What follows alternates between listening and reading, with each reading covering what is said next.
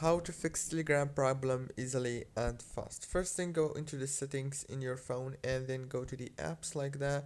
When you go to the apps now, click on Telegram. As you can see, click on force stop to stop the app. That's the first important step.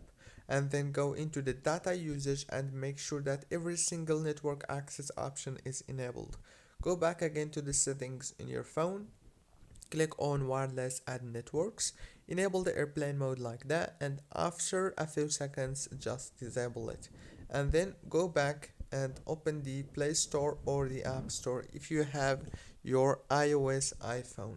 Search for Telegram and update it. When you update your Telegram, now the problem must be solved, and if it's still not solved, then you may have to actually just uninstall the app from here and re-download it. Don't forget to like and subscribe, and thank you so much for watching this tutorial.